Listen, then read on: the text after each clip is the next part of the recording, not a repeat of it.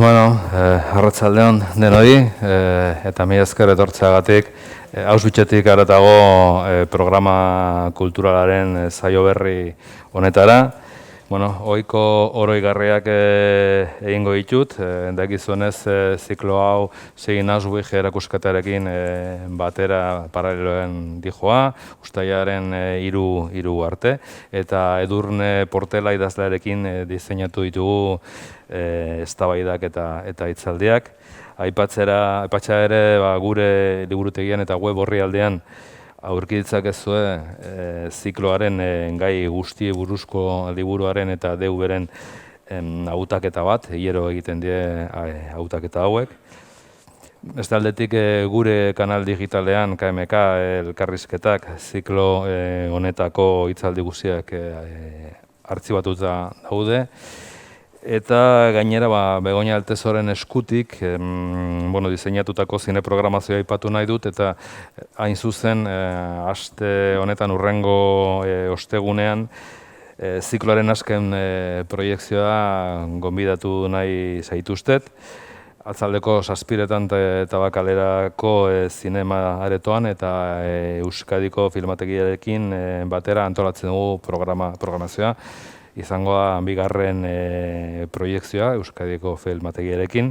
Filma da azken etapa, Wanda Jakuboskak zuzendutako film poloniarra, fikziozko film bat da, baina konzentrazio esparruetan egon zen zuzendari batek zuzenduta. Eta proiektzioa jatorrizko bertsioan izangoa euskarazko azpitituluekin. Gogoratu nahi nizueke baita ere saio berri bat gehitu egula programan, programan ez zegoena, eta entregatu dizuegun horrian duzuela. Gaurko hitzaldiari dagokionez, izenburua nekropolitika edo masa indarkeria mota berriak.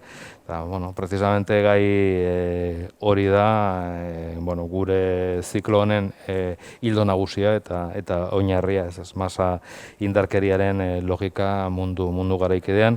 Eta gaurko gure gonbidatua Nuria Alabao da, eta aurkezteko eta hitzaldia laguntzeko Gustavo Schwartz daukagu gurekin, idazlea eta zientzilaria.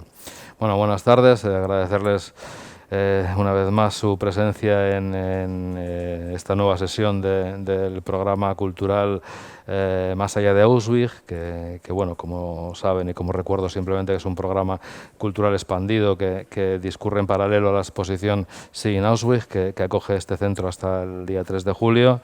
Que se acompaña de una selección mensual de libros y de películas que están disponibles en nuestra biblioteca, donde podéis encontrar todos los temas que estamos tratando en el ciclo.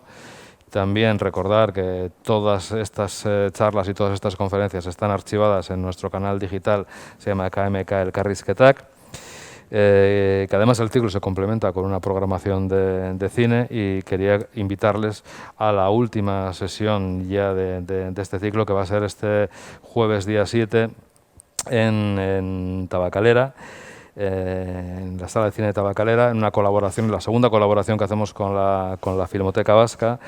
Se trata de la película The Last Stage, la última etapa, del año 1948. Es una película polaca dirigida por una directora llamada Wanda Jakuboska, que fue una de las directoras más reputadas de su país, y una persona que que pasó años en campos de concentración nazis, y que eso marcaría tanto su vida como su cine, ya que casi todas sus películas tratan sobre ese tema.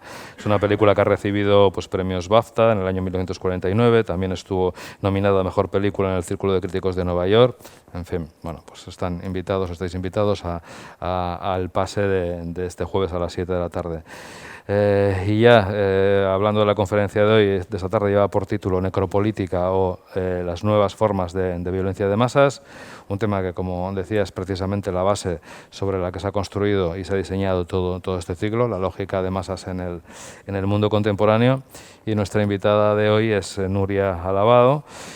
Y para presentarla y acompañar la charla contamos con la presencia de Gustavo Schwartz, que es científico, es escritor y humanista, en definitiva, que se doctoró en física en la Universidad de Buenos Aires en el año 2001 y realizó estancias de investigación en Estados Unidos, Suecia y España, que actualmente es científico titular del CSIC, del Consejo Superior de Investigaciones Científicas, y desarrolla su actividad investigadora en el Centro de Física de Materiales de San Sebastián. Es fundador y director del programa Mestizajes en el Donostia International Physics Center, cuyo propósito consiste en explorar y transitar las fronteras entre el arte, la ciencia y las humanidades. También escribió en coautoría con la escritora donostiarra Luisa Echenique la obra de teatro La Entrevista, que se estrenó en San Sebastián, en el Victoria Eugenia, en el año 2013. También ha publicado el libro de relatos El otro lado y en la actualidad compagina la actividad científica con diversos proyectos de integración entre ciencia, arte y humanidades. Y simplemente antes de pasarle la palabra, comentaba que hemos añadido a todo este ciclo una sesión más, que es la que les hemos repartido en esta hoja y que va a ser el próximo día 7, con el título de Auschwitz, Memoria Literal y Memoria Ejemplar, donde van a participar Ana Azpiri, José María Faraldo Jarillo, Víctor Amado y Luis Castells hará el papel de moderador. Bueno, nada más, que disfruten de la charla. Gustavo, cuando quieras. Muchas gracias, Pachi. Muy buenas tardes a todos y a todas y muchísimas gracias por haber venido. Yo creo que es fundamental en estos tiempos casi pre-post pandémicos mantener viva este tipo de actividad cultural, así que por eso mismo os agradezco vuestra presencia aquí. Es para mí un honor y un verdadero placer presentar a nuestra ponente de hoy, que es Nuria Alabao. Alabao es periodista, investigadora y doctora en antropología. Forma parte de la Fundación de los Comunes y colabora en varios medios de comunicación. Coordina también la sección de feminismos en ctxt.es y forma parte del grupo de investigación sobre exclusión y control social de la Universidad de Barcelona. Actualmente investiga los entrecruzamientos entre feminismo y la reacción conservadora, antifeminismos, postfascismos, etc., a partir de una mirada desde abajo, desde las organizaciones sociales y sus formas de resistencia y producción de conocimiento. El título de su ponencia de hoy es Necropolítica o las nuevas formas de violencia de masas. Nuria. Bueno, Arratsaldeon, muchas gracias. Yo también quería sumarme a los agradecimientos, tanto a Edurne Portela por haberme invitado, como al Koldo Michelina, a Pachi Presa y también a todos los trabajadores que hacen esto posible.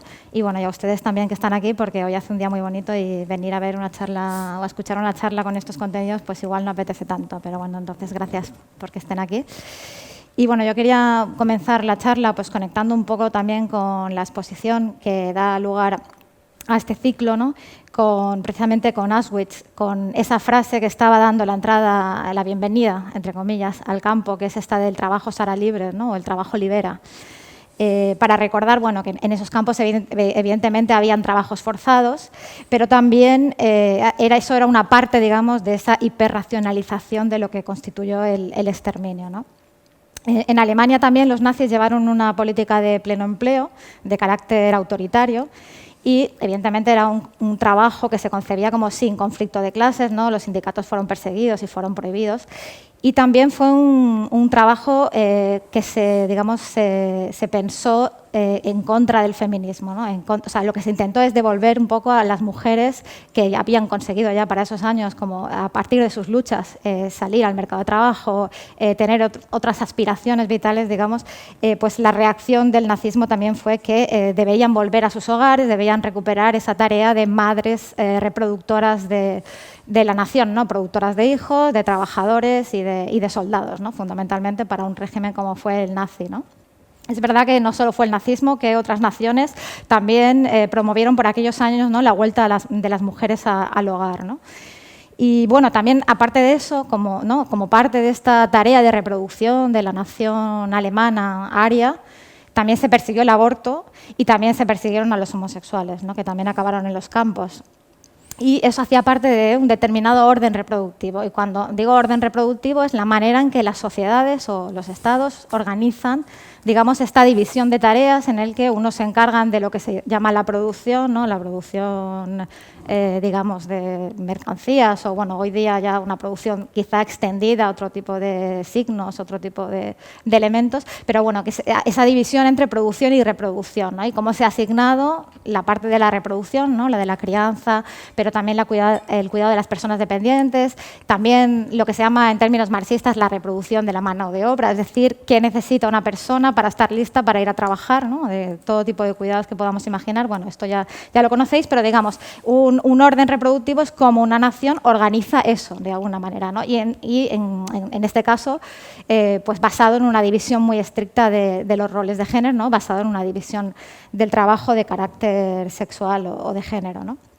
Entonces, bueno, eso lo digo porque hay que resaltar o hay que reafirmar una y otra vez que esa división evidentemente no es natural, que es producida y que el Estado también tiene un rol en eso, ¿no? Que a veces se nos olvida.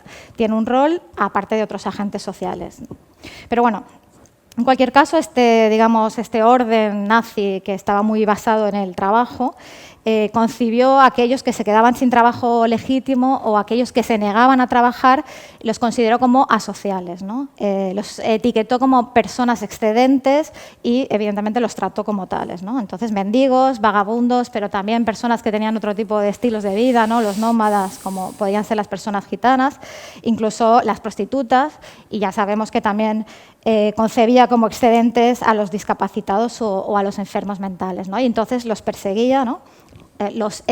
Fueron perseguidos, esterilizados, fueron internados en los campos porque de alguna manera, digamos que se equiparaba a este horror de lo que consideraban que era trabajo no productivo o personas que no podían ser productivas, ¿no?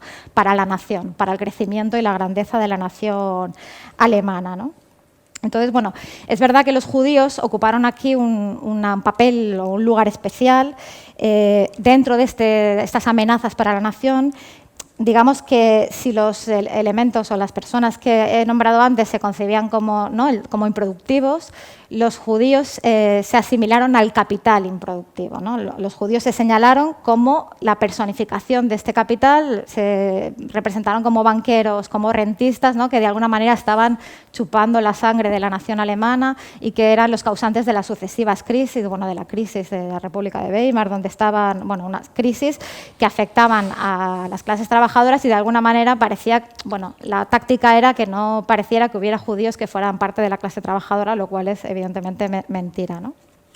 Pero bueno, entonces, estas desigualdades económicas se refractaron, ¿no? O digamos, se tradujeron a través de esta lente del conflicto étnico, del conflicto cultural o biológico incluso, ¿no? Lo que es esa definición de gente productiva y gente no productiva. Entonces, si los judíos, los romaníes, los comunistas o los homosexuales eran amenazas biológicas para la nación y para la producción, fueron definidos como no ciudadanos y fueron tratados como excedentarios por naturaleza, ¿no? Entonces, hay una autora, Belinda Cooper, que dice algo de esto que es que puede sonar un poco curioso, igual, un poco raro, que es que esta tarea de expulsar y desposeer a todas estas poblaciones que se consideraban excedentarias también hizo parte de un programa económico de los nazis, ¿no? Y esas políticas que tenía de pleno empleo, ¿no? Los campos de exterminio fueron parte de esta solución, eliminando a estos no ciudadanos. Y evidentemente parte de este programa económico era de la expansión, esa política de expansión territorial, lo que se llamó el Lebensraum, que expansión hacia Centro Europa, hacia Europa del Este, ¿no? Que también era un programa de correr a las poblaciones o incluso exterminarlas, y que de alguna manera, digamos que está inspirado, o parece que estaba inspirado en otra expansión, ¿no? Que es la que tuvo lugar en Estados Unidos hacia el oeste, ¿no? Cuando, digamos, conquistó los territorios que pertenecían a los nativos americanos y también se provocó, digamos, la asimilación, pero también el exterminio y también la reclusión de estos pueblos en reservas, ¿no? Entonces, diciendo esto, quería hablar de que hay varios autores que han hablado de esta vinculación entre colonización y el Holocausto, pero fue planteada por primera vez por Hannah Arendt y ella lo que dice es que por primera vez, digamos, la conquista colonial es la que genera o revela un potencial de violencia que hasta entonces no se había producido a ese nivel, ¿no? Y ese potencial de violencia que se experimenta en las colonias, a partir de la Segunda Guerra Mundial, pues esos métodos se van a aplicar, digamos, a Europa o a lo que se consideraban los pueblos civilizados, y se van a aplicar métodos que hasta entonces habían estado reservados para la gestión de las poblaciones de las colonias, ¿no? O sea, la idea es que, de alguna manera, el Holocausto no hubiera sido posible sin la existencia de la colonia. Dice el filósofo camerunés Achille Mbembe que precisamente es en las colonias y es bajo el régimen del apartheid que hace aparición por primera vez un tipo de terror particular, ¿no? Un tipo de terror estatal particular que es el biopolítico, y aquí lo hace siguiendo a Foucault, y de alguna manera lo que dice es que la esclavitud es una de estas primeras manifestaciones de experimentación biopolítica, ¿no? Cosas que se hacen con la esclavitud, como selección de razas, ¿no? O prohibición de matrimonios mixtos entre distintas razas, esterilización forzosa o incluso el exterminio, ¿no?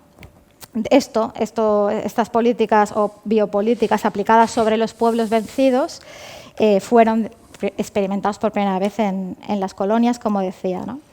Y, digamos, es en las colonias también donde se da esta primera síntesis entre masacre y gestión burocrática, que encarna, bueno, esta racionalidad occidental, ¿no? Bueno, cuando hablamos de esterilización, solo recordar que hasta los años 90 países como Perú e incluso Suecia todavía practicaban esterilizaciones forzadas, y hoy en India se calcula que un 37% de las mujeres han sido esterilizadas como parte de una campaña de control poblacional. Bueno, una buena parte se supone que voluntariamente, pero también hay discusiones sobre qué métodos se están aplicando, ¿no?, para hacer esto. Bueno, en cualquier caso, Mbembe describía el mundo colonial, decía él, como la cara nocturna de la democracia. O sea, de alguna manera quería recordarnos que la democracia también se ha construido sobre la expulsión de un otro, ¿no? Y él habla de la figura del negro, ¿no?, como representación del peligro y la amenaza, ¿no?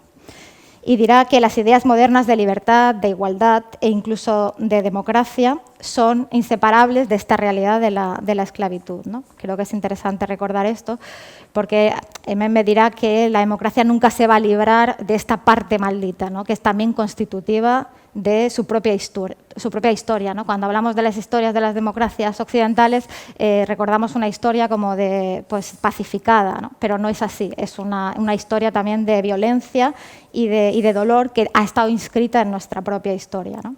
En Estados Unidos, imbricada con la esclavitud y con esta expansión colonial hacia el oeste, y en Europa, pues, con las colonias, ¿no?, con este sistema colonial de carácter brutal. Entonces, de alguna manera, bueno, Mbembe dice, el mundo colonial no es la antítesis del orden democrático, ¿no? Siempre fue su doble, siempre fue su cara nocturna. Y de hecho no hay una democracia sin un doble, sin una colonia. Poco importa cómo esté configurada, cómo sea su estructura, ¿no? Y incluso hoy yo creo que podríamos, o que es interesante recordar esto, porque nos ayuda a reflexionar sobre lo que está sucediendo tanto en Europa como en el resto del mundo, ¿no? Entonces, bueno, también podríamos recordar cómo hay un proceso en el marxismo que se explica como el proceso de acumulación de capital, ¿no?, que permite el despegue del capitalismo en Europa, ¿no? Esto, hay autoras feministas, pues marxistas, como María Mies o Silvia Federici, que lo que han estudiado es como para que se produzca la acumulación de capital que permite construir grandes fábricas, en este caso textiles o lo que sea, en Europa, por ejemplo en Inglaterra. Esa acumulación de capital se va a hacer apropiándose del trabajo gratuito de los esclavos en las colonias, y dirá ella también del trabajo gratuito de las mujeres en los hogares, ¿no? Tiene un libro que es Calibán y la bruja, entonces ella lo relaciona precisamente, bueno, dice, las mujeres por aquel entonces no estaban tan separadas de lo que se considera producción, ¿no?, que igual también podemos pensar que esta idea de producción y reproducción es una idea, o sea, de la separación, ¿no?, de estos dos mundos, es una idea como que no es natural, que tiene que estar como constantemente afirmándose. Entonces, si las mujeres trabajaban en tareas que eran consideradas partes de la producción, en aquel entonces no existía tampoco unas funciones, digamos, una organización económica equiparable a la de hoy, pero bueno, lo que Lo que es importante ver es que las mujeres estuvieran asociadas al trabajo únicamente reproductivo, a las tareas del hogar, no es algo natural. Y que hubo que ejercer un grado de violencia muy alto para que eso fuese así. Y entonces ella lo ejemplifica, por ejemplo, con esto de la caza de brujas europea, ¿no? Donde precisamente se persigue a las mujeres que un poco se salen de este orden de disciplinamiento, ¿no? De disciplinar a las mujeres para que hagan las tareas reproductivas y lo hagan de manera gratuita, ¿no? Pero bueno, para recordar estos vínculos de las violencias, ¿no? Cómo muchas veces se están constantemente afirmándose violencias del discurso y violencias que recibimos las mujeres muchas veces, ¿no? Para recordarnos cuál es nuestro papel, digamos, en este orden reproductivo. Y bueno, y creo que hasta el día de hoy podemos hablar del papel de esas violencias y del papel de esos discursos que nos sujetan a esos lugares de subordinación en la sociedad, ¿no? Hoy también, digamos, con la extensión del modelo neoliberal, dice Emembe que lo que se ha producido, lo utiliza como metáfora, pero yo creo que es una metáfora interesante, es la universalización de la condición que antes estaba reservada a los negros, ¿no? Entonces él habla del devenir negro del mundo. O sea, el negro, los esclavos estaban explotados en la colonia, estaban sujetos a ese orden reproductivo violento y brutal, y esa condición de los negros se ha ido extendiendo a otros lugares del planeta, ¿no? Lo que él llama el devenir negro del mundo, nos habla de una humanidad que se ha vuelto superflua, ¿no? Que es totalmente prescindible ya para el funcionamiento del capital. Entonces, claro, Emembe, a partir de ahí, él propone este concepto que es el de la necropolítica, que es el concepto del derecho del soberano, ¿no? De disponer o sea, el derecho a matar, pero también el derecho a disponer de la vida o incluso de exponer a otras personas a la muerte, incluso a sus propios ciudadanos, ¿no?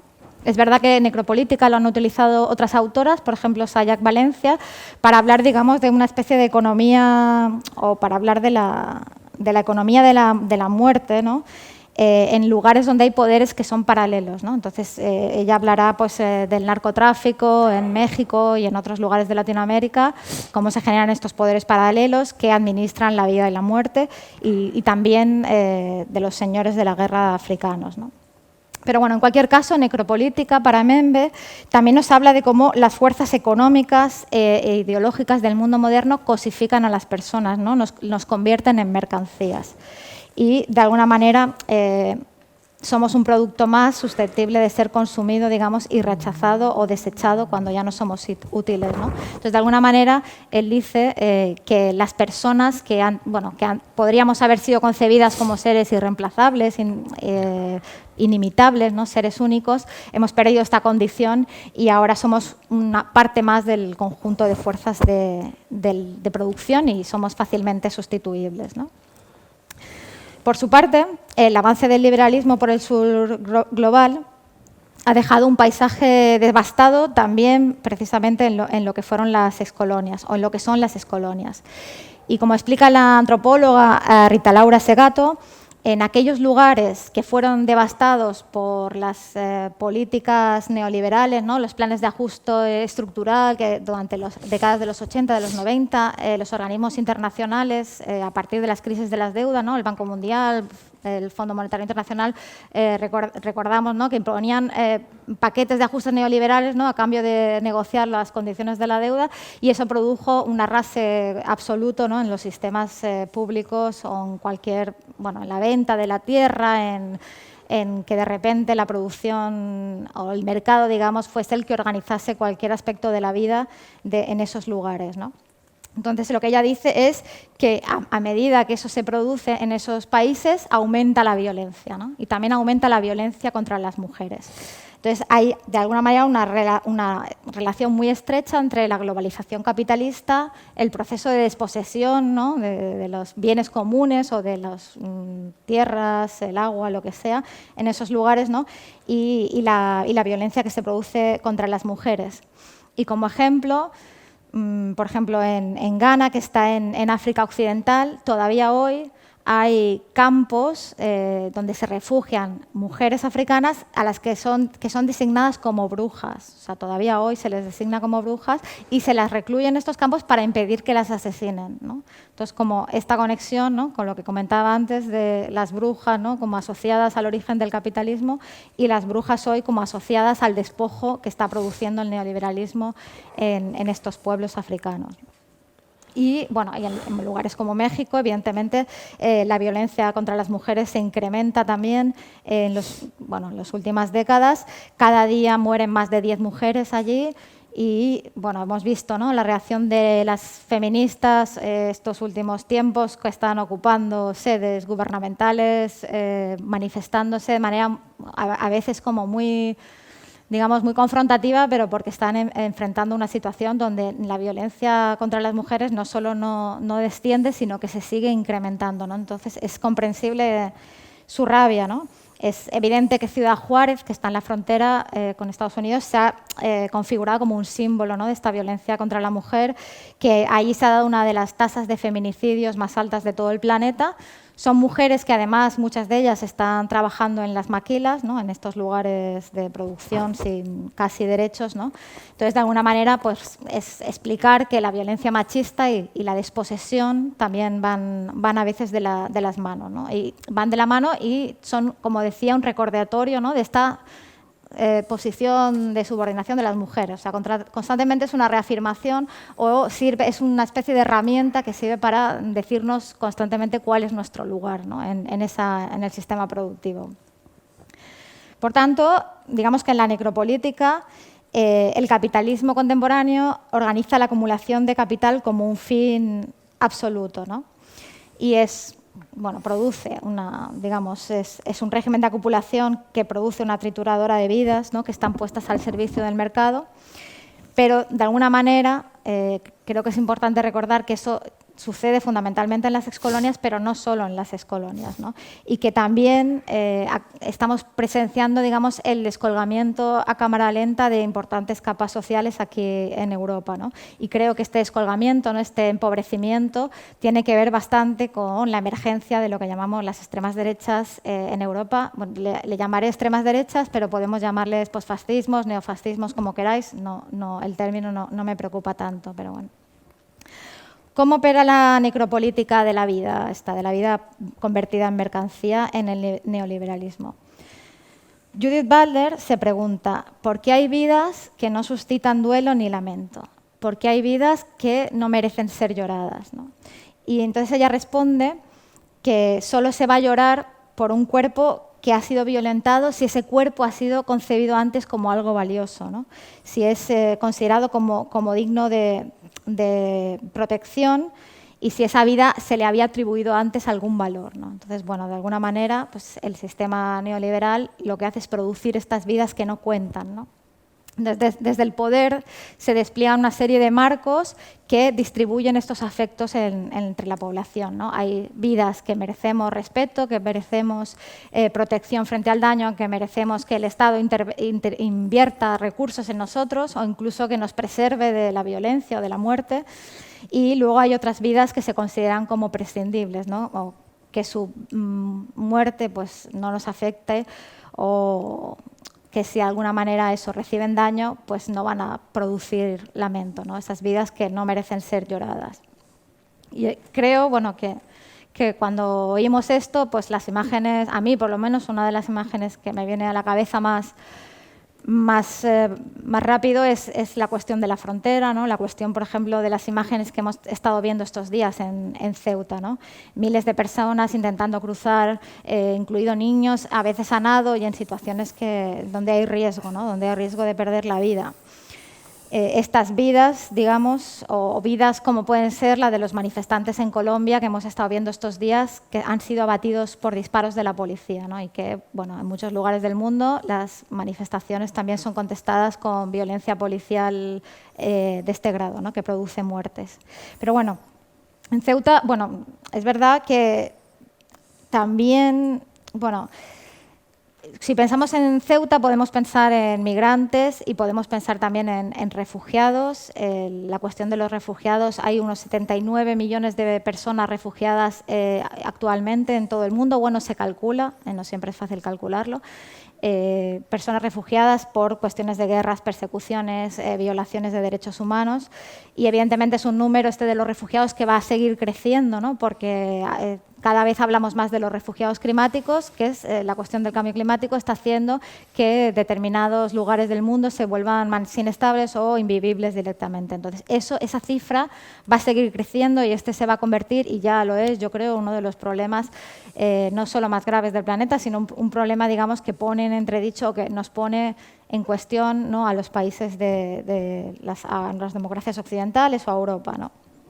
Bueno, una pequeña parte de estos refugiados llegan a Europa o intentan llegar a Europa y digamos que no reciben una atención, digamos, que esté destinada a preservar sus vidas como si sus vidas contasen o como si estuviéramos teniendo en cuenta la protección de los derechos humanos, ¿no? En Ceuta hemos visto cómo se ha normalizado esta práctica de la devolución en caliente, que se llama, ¿no?, que es cuando cruzan la frontera los expulsan, y es una práctica, bueno, lo que hemos estado viendo estos días es contrario a nuestro propio ordenamiento legal, es contrario a la Constitución, pero también es contrario a las legislaciones de derechos humanos europeas e internacionales, ¿no? Claro, estamos hablando, bueno, es verdad que no es solo, o sea, es una cuestión en donde digamos, no quiero que parezca que solo deben importar las vidas de las personas que huyen de violaciones de los derechos humanos, ¿no?, que solo importan las vidas de los refugiados, sino que creo que es importante asumir que las vidas de los migrantes económicos también tienen que ser dignas de protección, ¿no?, que no tenemos que hacer una división tan clara, porque además muchas veces en esas propias historias de vida las diferencias no son tan evidentes, ¿no? Entonces, bueno, en el Mediterráneo llevamos ya más de 20.000 muertes desde el 2014, que se sepa, puede ser que llevemos más muertes. Esta es una cifra que da la ONU, probablemente sean más. A estas cifras hay que sumar las que se producen cuando estos migrantes intentan llegar a las Islas Canarias, ¿no? Y son muertes que, digamos, hemos normalizado porque, bueno, las vemos constantemente en los medios de comunicación. También hemos visto imágenes muy tristes que son barcos que han rescatado a estos migrantes y que luego no se les deja fondear en los puertos europeos. Bueno, hemos visto una serie también de batallas por cómo se representan estas luchas de los migrantes por llegar a Europa, y en Europa pues una batalla por qué tipo de discurso se tiene que hacer sobre esto, ¿no? Y eso es lo que ha impulsado también, ¿no?, sumado a la crisis económica, el crecimiento de las extremas derechas en esta dialéctica de si vienen migrantes, nuestros propios derechos están amenazados, ¿no?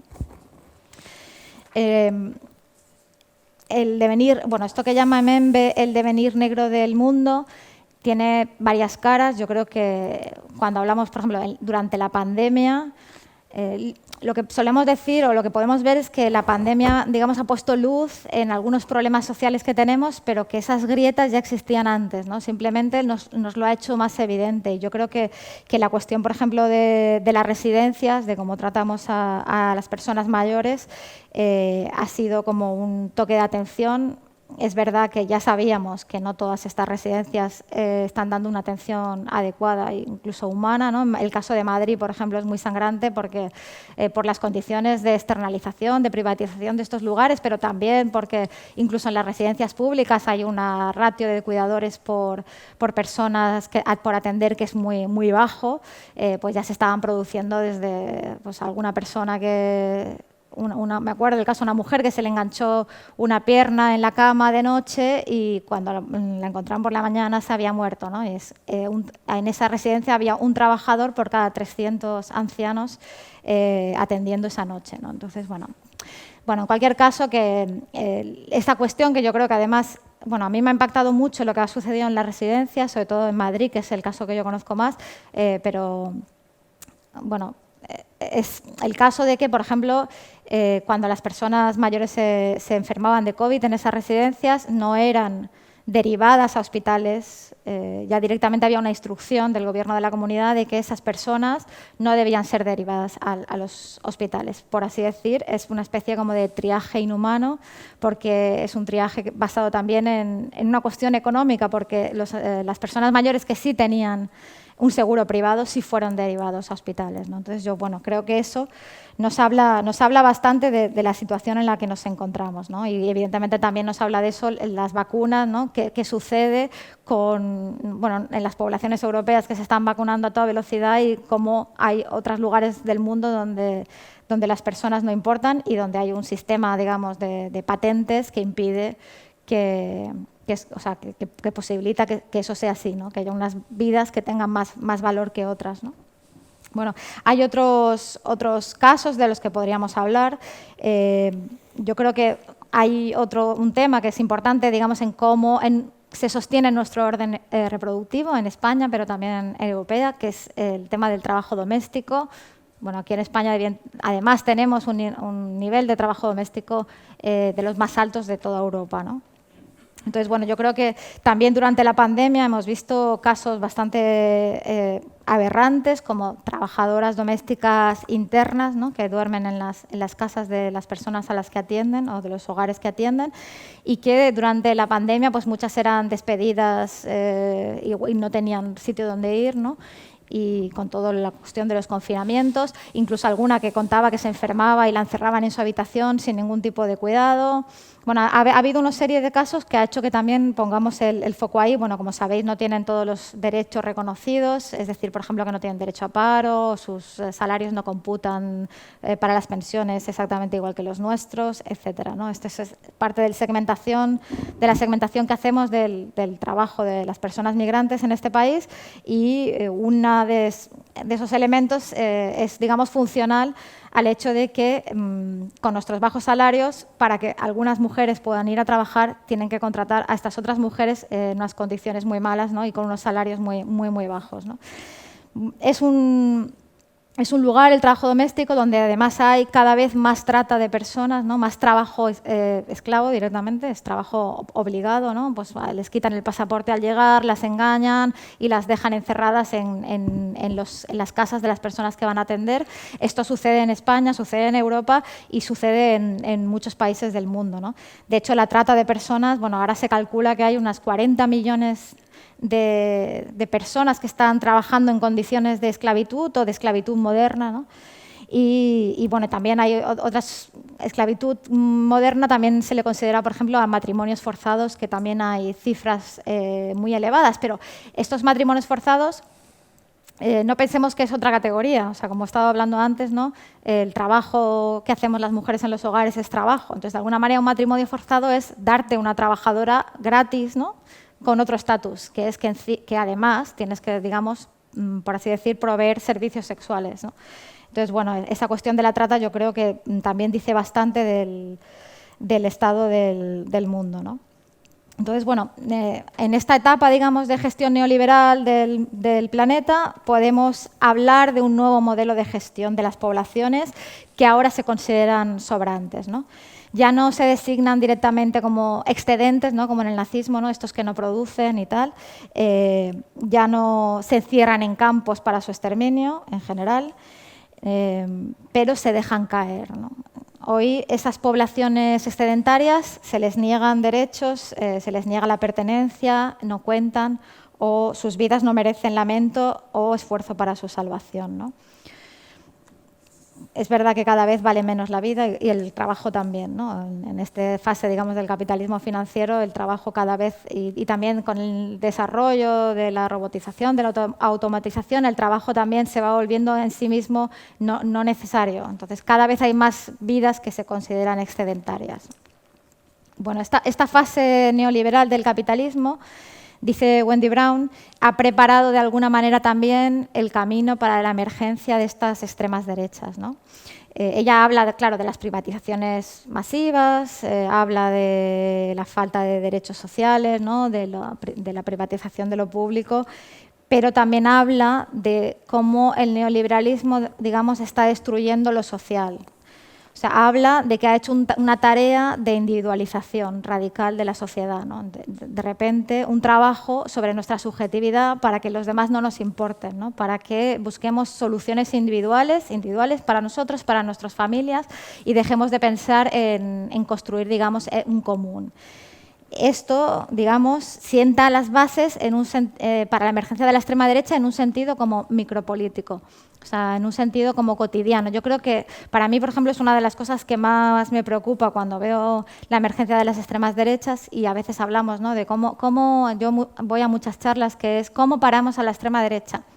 Entonces, casi siempre pues, hay apelaciones, digamos, de orden de cómo hacer en la política institucional o cómo hacer en los medios, ¿no? Si hacemos un cordón sanitario, entonces no pactamos, o si no hacemos entrevistas o no les damos espacio en los medios. Bueno, yo creo que pensar estas cuestiones está bien, pero que deberíamos empezar a pensar también qué hacemos para parar otras cosas que a mí me preocupan más, que es, por ejemplo, hemos visto linchamientos a menores no acompañados, a migrantes que son niños, que eso ha pasado en Cataluña, está pasando muchísimo. En Madrid llegaron a tirar pusieron un explosivo en un centro de menores que no llegó a explotar, pero bueno, que son signos que nos van hablando de cómo, si eso penetra, digamos, socialmente, lo que se empieza es a gestar un tipo de violencia no solo contra los migrantes, un tipo de violencia también entre nosotros. Lo hemos visto también en la campaña de Madrid con Vox, y, ¿no?, como muchas confrontaciones directas, agresiones, etcétera, ¿no? Entonces, a mí esto es una cosa que especialmente me preocupa, ¿no? Segato habla de que estos niveles de violencia que se están produciendo en muchos lugares del mundo, ella le llama a esto pedagogía de la crueldad, ¿no? Y bueno, Membe le dice acostumbramiento a la pérdida. Entonces, de alguna manera, ella lo que dice es que para esta fase del capital, ¿no?, que hemos explicado, donde las vidas ya no son tan importantes y los trabajadores no son tan necesarios, digamos, es importante que las personas nos volvamos menos empáticas, ¿no?, que nos afecte menos lo que les pasa a la gente que hay a nuestro alrededor, a esos que hemos dicho que son desechables, ¿no? Entonces, bueno, de alguna manera, la pedagogía de la crueldad es, digamos, una práctica que se ejerce para que las personas se vayan acostumbrando al resultado que produce, digamos, ¿no?, ese mundo donde hay unos pocos dueños de todo, de las tierras, de las vidas, del dinero, etcétera, ¿no? Entonces, bueno, ella habla de las muertes de la frontera, pero también habla de las violencias, digamos, más espectacularizadas que se producen contra la mujer, ¿no?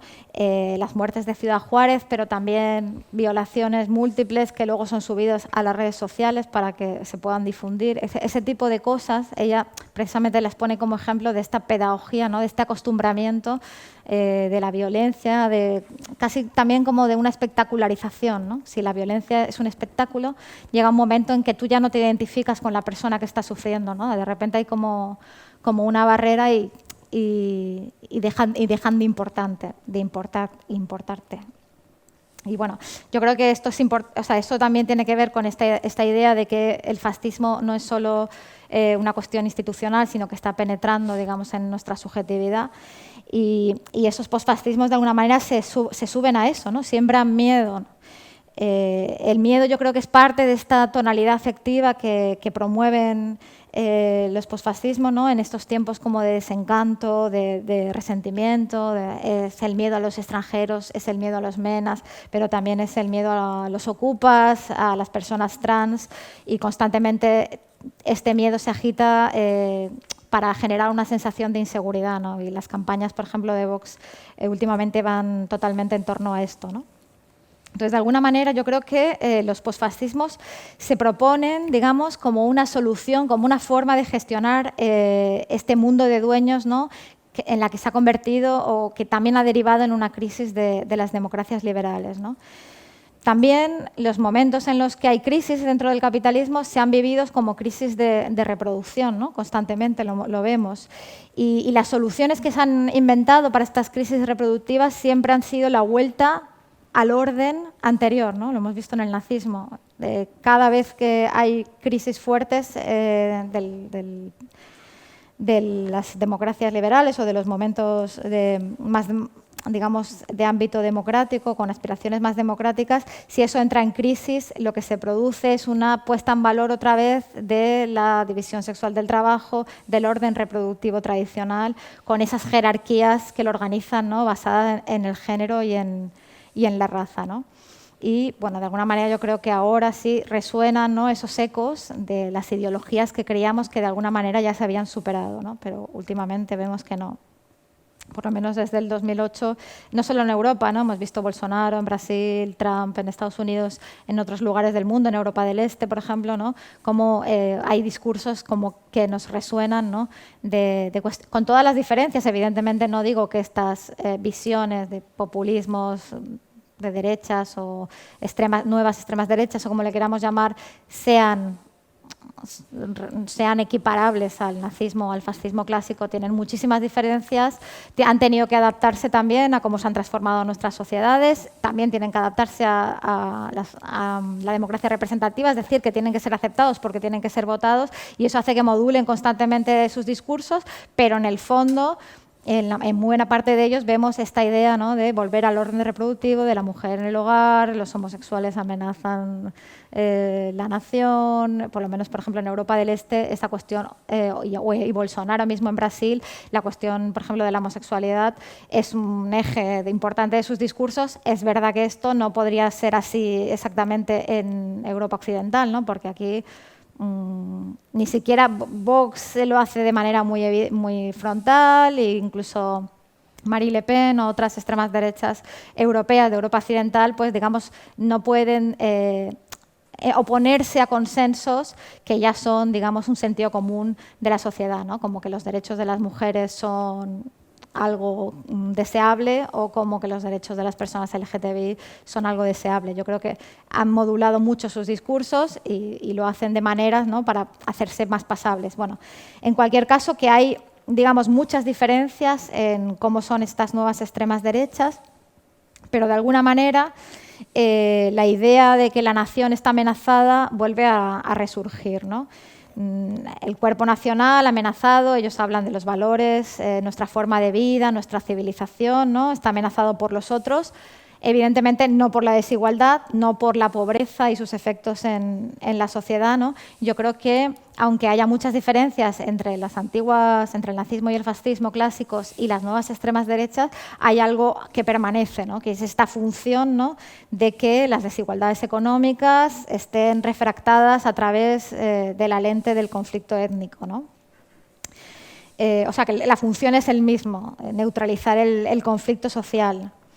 De hecho, bueno, por ejemplo, la filósofa Fernanda Rodríguez dice algo que a mí me parece interesante respecto a esto, que es que de alguna manera lo que hace el proyecto postfascista precisamente es buscar la confrontación con los migrantes o con los musulmanes, ¿no?, para compensar de alguna manera simbólicamente, para generar un sentido de pertenencia a los trabajadores nacionales, ¿no? Entonces, de alguna manera lo que nos está diciendo es: podéis estar perdiendo derechos, podéis estar viendo vuestros salarios decrecer, los servicios públicos menguar, ¿no?, pero vosotros sí pertenecéis a la nación, y la culpa de esto, en definitiva, es de los de afuera, ¿no? Esto es lo que dicen las extremas derechas, ¿no? Incluso lo que se ha llamado el chauvinismo del estado del bienestar es, el discurso de Marine Le Pen es: si no tenemos un estado del bienestar es por culpa de los migrantes. Bueno, creo que estos elementos están sobre la mesa y con todas las diferencias nos ayudan a pensar un poco cómo está sucediendo este fenómeno, ¿no? Hoy, evidentemente, bueno, los que amenazan a la nación son tanto las personas que se mueven por el mundo, que han sido desplazadas por este modelo económico que hemos dicho de desposesión, ¿no? Esas son conceptualizadas como el enemigo, son tratadas como el enemigo. El marco es esta de la nación blanca invadida por los forasteros, pero también son declarados como enemigos los sujetos postcoloniales, ¿no? En este caso, por ejemplo, los musulmanes en Europa, que son el objetivo de las extremas derechas. De alguna manera lo que se ha producido es un desplazamiento, ¿no? Si antes el enemigo eran también los judíos, ahora ese papel lo están ocupando los musulmanes y el islam, ¿no? aunque sean musulmanes nacionales, ¿no? En Francia hay un importante número de población musulmana y está focalizada, los ataques de la extrema derecha están focalizados mucho en ellos, ¿no? También pasa en Holanda, pasa en muchos lugares, ¿no? De alguna manera lo que se conceptualiza es que el Islam, digamos, pero fijaros cómo se ha producido un desplazamiento en el que ellos tienen que justificar su racismo para hacerlo como más asimilable. Entonces, de alguna manera lo que ellos dicen es el Islam es incompatible con nuestra civilización, con nuestros valores, e incluso pueden llegar a decir que en realidad son una amenaza a los derechos de las mujeres, ¿no? Porque el Islam es retrógrada, todo el Islam es de carácter fundamentalista, todo el Islam puede llegar a ser incompatible pues, con nuestros valores de libertad, etcétera, ¿no? De alguna manera es un discurso que mucha gente compra. De hecho, Marine Le Pen parece un índice de voto de personas LGTBI bastante elevado, etcétera, ¿no? Entonces, bueno, estos son los nuevos discursos, ¿no? Que tienen que ver con cómo también nuestras sociedades se han transformado, ¿no? Entonces, tienen que hacerlo como pasable, ¿no? También están emergiendo, de nuevo, las obsesiones estas reproductivas, ¿no? Oímos mucho hablar de invierno demográfico y muchas veces, sobre todo estos días, pero bueno, muchas veces el marco para interpretar esto es un marco claramente conservador, ¿no? Y el extremo más exagerado de esto es una cosa que se llama la teoría del gran reemplazo, que es una cosa bastante alucinada, pero de alguna manera dice que las poblaciones europeas o estadounidenses van a ser reemplazadas por musulmanes porque, claro, las mujeres europeas no queremos tener hijos por culpa del feminismo y por culpa del aborto, y sin embargo las mujeres musulmanas sí tienen muchos hijos. Entonces, esta teoría, que parece, digamos, una cosa bastante alucinada, en realidad está detrás de ataques como los del 2019 en Nueva Zelanda, que fueron unos ataques contra una mezquita donde asesinaron a 51 personas y otras 40 más o menos fueron heridas. Es decir, que nos puede parecer una teoría como muy loca, pero que ha generado, ha provocado en Estados Unidos también hay ataques terroristas que se firman, digamos, bajo esta teoría del gran reemplazo, ¿no? O sea, que tiene su cierto impacto. Entonces, bueno, de alguna manera, creo que también vale la pena no olvidar otra vez a Emembe y su evocación de la colonia como cara nocturna de la democracia. Y, bueno, de alguna manera lo que nos evocaba la colonia era que los órdenes reproductivos de las naciones occidentales se habían edificado siempre sobre la exclusión de otras poblaciones, ¿no? O contra otras poblaciones. Entonces, bueno, la gestión de las poblaciones excedentes que produce el neoliberalismo y la gestión de las poblaciones excedentes que produce el posfascismo, aunque muchas veces que produce, bueno, que interpreta, se presentan como opuestos, yo creo que tienen más en común de lo que solemos reconocer, ¿no? Entonces, bueno, la retórica de las democracias liberales, por ejemplo, respecto de las migraciones, es la libertad, la globalización, el multilateralismo. Se habla mucho de esto, ¿no? De pues, libertad de circulación, aunque sea bajo la idea esta de migraciones ordenadas. Y también se habla mucho de derechos humanos, de preservar derechos humanos, de igualdad ante la ley. Pero, digamos, el marco real y material de las políticas de frontera es un marco, yo creo, de carácter necropolítico, ¿no? 5 minutos. 5 minutos. Esto me mata. 6. Bueno, en cualquier caso, decir que precisamente yo creo que estas fronteras son unas máquinas de creación de población excedentaria, aunque se enuncie bajo el discurso de los derechos humanos, ¿no? Yo creo que no hay ni un solo gobierno en la Unión Europea que tenga una voluntad efectiva de diseñar políticas migratorias que apuesten por la defensa de los derechos fundamentales de las personas migrantes.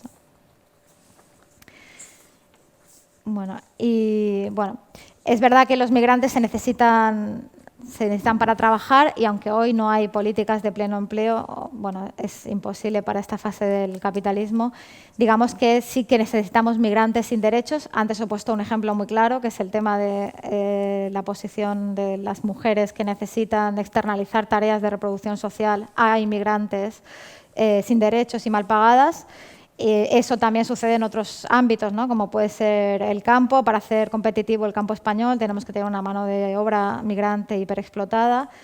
Y de alguna manera eso se hace generando irregularidad. Y generando irregularidad se hace pues, poniendo muchas dificultades para migrar de forma legal y también gracias a la resistencia, por así decir, de los migrantes que aún así, aún con todas estas restricciones, siguen teniendo la voluntad de venir aquí, ¿no? O sea, cuando es una cosa que decimos mucho, pero es así, por muchas barreras que hayan, por mucho que se estén jugando la vida, siguen viniendo. Entonces, bueno, la pregunta es cómo queremos hacer eso para que sea, bueno, para que no produzca tantas muertes, pero también para que no produzca esta segmentación del mercado del trabajo, donde hay varias categorías de personas con distintos derechos, con distintos niveles de acceso a la sanidad pública, etcétera, ¿no? Que es el sistema que tenemos ahora implementado, ¿no?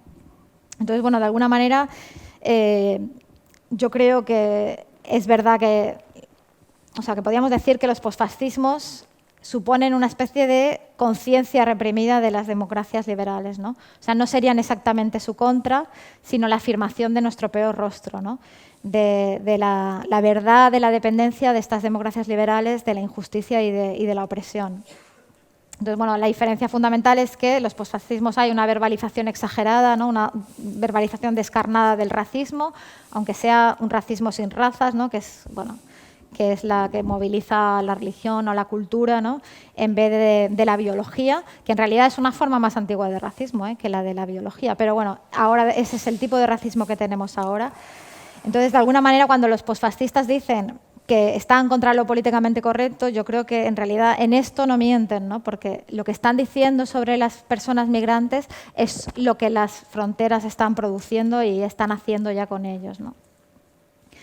Evidentemente, estos posfascismos quieren llevar esas políticas o dicen querer llevar esas políticas racistas más allá, aunque yo creo que tampoco quieren eliminar la inmigración, ¿no? Que eso es imposible, salvo por vías genocidas, sino contribuir a esta segmentación más radical del mercado de trabajo y también generar lo que he dicho antes, ¿no? Una especie de compensación simbólica o una especie de chivo expiatorio para los problemas económicos o los problemas de